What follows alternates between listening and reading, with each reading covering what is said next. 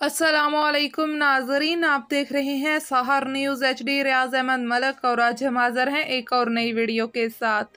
नाजरीन, आज की वीडियो को हम शुरू करेंगे, मगर उससे पहले आपसे गुजारिश है कि हमारी आज की इस वीडियो को लाइक कर दें, इसे शेयर करें।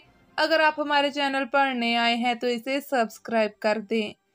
नाजरीन, मुल्क भर की तरह कलर कहार और इलाका वनहार में शदीद तूफ़ानी बारिश और जलाबारी हुई, जिसकी वजह से मुतअद्दिद फीडर ट्रिप हो गए और बिजली भी बंद हो गई, जो ताहाल बहाल ना हो सकी। बारिश से नशेबी इलाके ज़ेर-ए-आब आ गए। जलाबारी से खेतों में खड़ी फसलों और सब्जियों को शदीद नुकसान पहुंचा।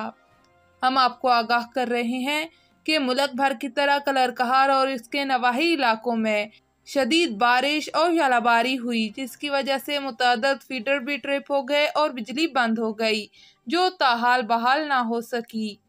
बारिश से नशेबी इलाके भी ज़ेर-ए-आब आ गए।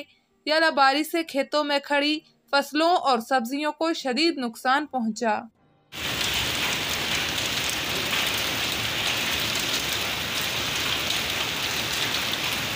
खबर शामिल करते हैं काहुट से। रिपोर्ट कर रहे हैं मलक कैसर। कलर कहर के नवाही गांव मोजा काहुट में नामालूम अफराद ने खेत में पड़ी गंदम की फसल को आग लगा दी, जिसकी वजह से सैकड़ों मन गंदम जलकर खाकस्तर हो गई।